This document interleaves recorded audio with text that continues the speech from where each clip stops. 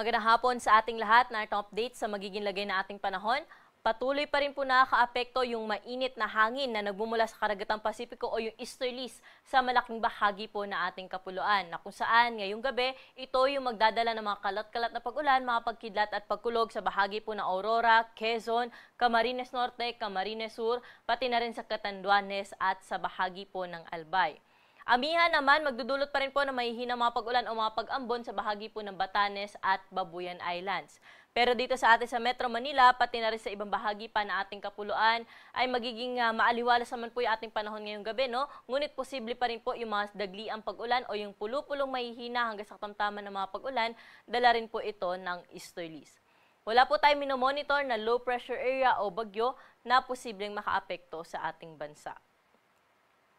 Para sa magiging lagay na ating panahon bukas, patuloy pong hihina o mawawala na epekto yung northeast monsoon o amihan sa anumang bahagi po na ating kapuluan. Ngunit bukas, maaliwala sa panahon po ang inaasahan natin dito sa Metro Manila, pati na rin po sa ibang bahagi pa ng Luzon. So halos buong Luzon area po, maaliwalas yung panahon bukas, ngunit mainit po sa dakong tanghali. Kaya po ating pag-ingatan pa rin dahil matataas na heat index pa rin po yung posible nating maranasan, hindi lamang po dito sa Kamaynilaan, pati na rin po sa ibang parte pa ng ating bansa o ng Luzon area.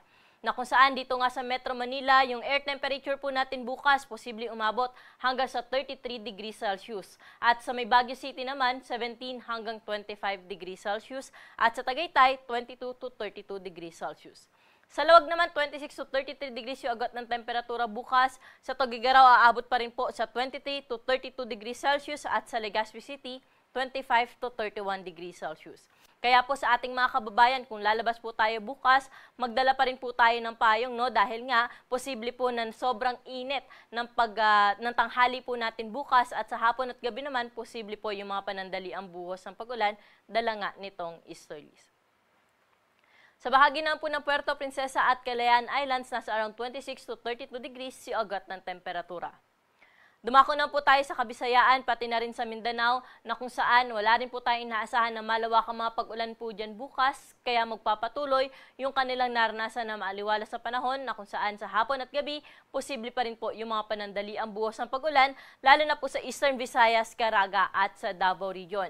Pwede po natin i-monitor yung mga babala o mga thunderstorm advisories na ini-issue po na ating mga Regional Services Division.